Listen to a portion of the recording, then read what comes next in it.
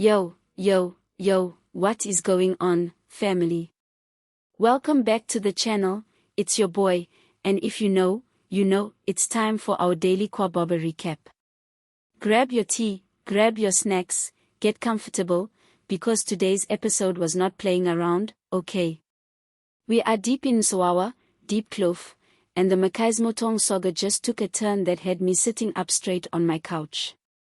If you're new here, welcome.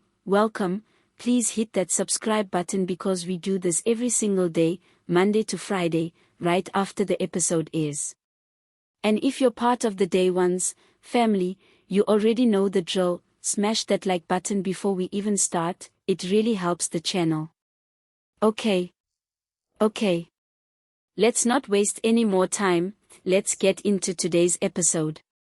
Scene 1, the Makai's homestead, early morning. So we open, as we usually do, at the Makai's homestead, and the vibe is already heavy, guys. Like you can just feel it in the air. Zweleki is up before everyone else, standing outside near where they held that ancestral Thanksgiving ceremony a few episodes back, and he's just staring. Not moving. And honestly, my heart went out to him a little bit, because we all know this man has been carrying the weight of his late father's traditional debt on his shoulders, and it is clearly eating at him. Now here's where it gets interesting. His mother comes outside to find him there, and she doesn't say anything at first, she just stands next to him. And then she drops this line that basically translates to some debts aren't paid with money, they're paid with sacrifice. Ooh. Chills, okay. Chills. Because we all know she's not just talking about the cattle or the money, she's hinting at something deeper, something she knows that Zweleki doesn't. And I'm sitting here like, ma'am, what do you know that we don't? Can we just talk about how good these older cast members are at delivering these loaded, cryptic lines? Every single time she opens her mouth I feel like I need subtitles for the subtext, not just the dialogue. Scene 2, the Motong house. Cut to the Motong house, and Bahumi is getting ready for the day, but she's clearly distracted. Her sister, the one who's been low-key suspicious of the whole Makai's family since episode 1, corners her in the kitchen and starts pressing her about the wedding. Like, are you sure about this, Bahumi? Are you sure you want to marry into a family with this much baggage? And listen, Bahumi does that thing she does where she gets defensive real quick, which, honestly, tells me she's not as sure as she wants everyone to believe. She says something like, love isn't about avoiding a family's problems, it's about facing them together. Very noble. Very romantic. But girl, I don't know, something in her eyes told a different story. I feel like Bahumi is trying to convince herself just as much as she's trying to convince her sister. Am I the only one picking up on that? Her sister isn't buying it either, and she throws out this line about how love doesn't erase debt, it just delays the collection. Chills again. This episode really said we're doing metaphors about debt today, and honestly, I'm here for it. Scene 3, the uncle returns. Okay, now this is where the episode really picks up, because remember that bitter uncle who caused chaos at the Thanksgiving ceremony? He's back, family. And this time he's not alone, he shows up at the homestead with what looks like documents. Legal documents. And immediately my alarm bells are going off because we all know paperwork in these shows never means anything good. He sits down with Zweliki's mother, uninvited, mind you, just makes himself comfortable, and starts talking about how the family legacy isn't just Zweliki's to inherit, that there are claims that go back generations, and that he has proof. Proof of what? He doesn't say yet, of course, because we can't get everything in one episode, they need us to keep coming back. But the way he smirks when he says it? Baby, that is not the face of a man who's bluffing. Zweliki walks in mid-conversation, and the tension in that room immediately spikes. You can see it on his face, this mix of anger and confusion, because he doesn't know what his uncle has, but he knows it's not good. There's a back and forth where Zweleki basically tells him to get out, that he won't be intimidated in his own father's house, and the uncle, calm as anything, just says, "This isn't about intimidation, nephew. This is about the truth catching up." And then he just leaves. Doesn't even finish the conversation. Just drops that bomb and walks out. I was yelling at my screen. Like, sir, you cannot just say the truth is catching up and walk out the door. That is rude. We need details. Scene 4, Zethu's subplot. Now let's talk about Zethu for a second, because her storyline this episode was honestly heartbreaking to watch. She's been trying to hold everything together, being the one everyone leans on, and today we finally see some cracks. She's at work, and she gets a phone call that clearly shakes her. We don't hear who's on the other end, we just see her face completely change. She goes pale, sits down slowly, and just says, barely above a whisper, "No, that can't be right." And then, nothing. The scene cuts away. Can you believe this? They really just left us hanging like that. I was screaming at my TV, like, no, come back, who was on the phone. What can't be right? If I had to guess, and I'm just speculating here, family, this is pure theory, I think this ties back to whatever the uncle has on the Mackay's family. I think Zethu might already know a piece of the puzzle, and this phone call just confirmed her worst fear. That's my prediction, write it down. Scene 5, Kia and the secret meeting.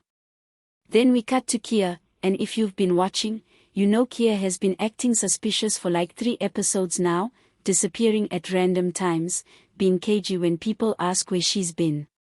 Well, today, we finally get a clue. She meets someone in a car outside a shopping complex, someone we don't fully see. They keep the shot from behind, very deliberate, they clearly do not want us to know who this is yet, and she hands them an envelope. The person in the car says something like, once this is out, there's no taking it back, and Kia, looking absolutely terrified but also determined, says I know. But she deserves the truth, even if it destroys us. She deserves the truth even if it destroys us. Who is she, Kia? Is this about Bahumi? Is this about Zweleki's mother? I have 3 different theories running in my head right now, and I need y'all to comment below with your predictions because I am not okay. This is what I mean when I say Kwaboba does not play fair with our emotions. Every single episode is just stacking secret on top of secret, and I am living for it, okay? I am living for it. Scene 6, Zweleki and Bahumi. Okay, we get a little bit of a breather here, a genuinely sweet scene between Zweleki and Bahumi. He finds her in the garden, and for a moment, it's just soft. He apologizes for how tense things have been, tells her that whatever his uncle is planning, he won't let it touch her, he won't let it touch their future. And Bahumi, bless her, just holds his hand and tells him that she's not going anywhere, that they'll face it together, just like she told her sister earlier. Honestly, I needed this scene. After all that tension, I needed one moment where these two just get to be in love without the whole world crashing down around them. But, and you knew there was a but coming, the way the camera lingers on Bahumi's face after Zweleki walks away. There's this flicker of doubt. Just for a second. Blink and you'd miss it. But I didn't miss it, family, because I pause and rewind for you, that's what I do. I don't think Bahumi is being fully honest with Zweleki about how scared she really is. Keep that in your back pocket. Scene 7, the confrontation. Now, this is the scene everybody's going to be talking about tonight. Zweleki, fed up with all the secrecy, goes looking for his uncle to demand answers directly. He finds him at a local tavern, sitting with 2 other men we don't recognize, and the confrontation is immediate. No small talk, nothing. Zweliki just walks up and demands to know what proof his uncle was talking about earlier. And this is where the uncle finally says something concrete. He tells Zweliki that his father's clean reputation was built on a lie, that there's someone out there, that someone connected to the family, who has been kept hidden for years, and that this person has a legitimate claim to everything Zweliki believes is his. Zweliki's whole face just drops. He goes from angry to completely blindsided in like 2 seconds. He says something like, "You're lying, my father would never," and the uncle cuts him off, ice cold, and says, "Ask your mother about 1998. 1998? Family. What happened in 1998? That's decades before this whole story even starts. This means we're not just dealing with recent secrets, we're dealing with something that's been buried for years." And that's exactly where the episode ends. Zweliki standing there, completely frozen, while his uncle just walks away again. I swear this uncle loves a dramatic exit, doesn't he? And we cut to black. Reactions wrap up. Okay, family, I need you to just sit with me for a second because I am still processing what I just watched. Ask your mother about 1998, that is one of the most loaded lines I've heard on this show since it started. We've got Zethu's mystery phone call, we've got Kia's secret envelope handoff, we've got Bahumi's hidden doubts, and now we've got a whole hidden history from 1998 that's about to blow up this entire family. Here's my honest take, I think everything is connected. I think whoever Kia met in that car, and whoever called Zethu, and this mystery person from 1998, I think it's all the same thread. My theory. I think there's someone out there who was hidden away by the family decades ago, maybe even a child that was given up or taken away, and I think that person is about to walk right back into the Mackay's family's life at the worst possible time, right before Zweliki and Bahumi's wedding. That would explain why everyone is suddenly so on edge, why the uncle is so confident, and why Kia looks so guilty. Am I right? Am I wrong? I genuinely don't know, but that's why we watch, right? That's why we're all obsessed with this show. Also, can we talk about how good Zweliki's mother has been this whole season? Every scene she's in, she's hiding something behind her eyes, and I am here for that kind of quiet, controlled performance. Give this woman an award, I'm serious. Predictions for next episode. Alright, prediction time, because you'll know I love doing this. Here's what I think we're getting tomorrow. Number 1, I think Zweliki is going straight to his mother the second this episode picks back up, and I think she is not going to want to answer him.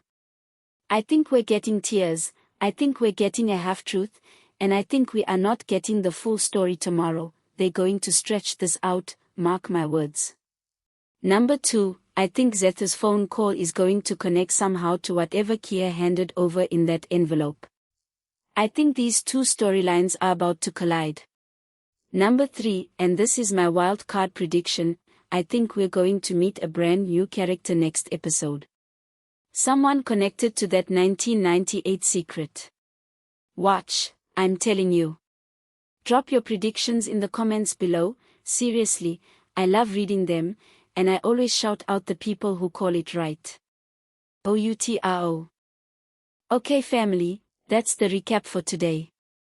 What an episode, honestly, Kwa Baba really said let's ruin everybody's evening with one line of dialogue, and they succeeded, because I am shook. If you enjoyed this recap, please hit that like button, it genuinely helps this channel grow. If you haven't subscribed yet, what are you doing? Hit that subscribe button, turn on notifications, because we are here every single day breaking down every single episode of Kwa Baba for you. And drop a comment below, tell me your theories about the 1998 secret, tell me what you think is in that envelope, tell me if you think Bahumi is really as sure about this wedding as she says she is. I read every single comment, I promise you. Alright family, that's me for today. I'll see you tomorrow for the next episode of Kwa Baba, same time, same place. Until then, take care of yourselves, and I'll see you in the next one. Peace.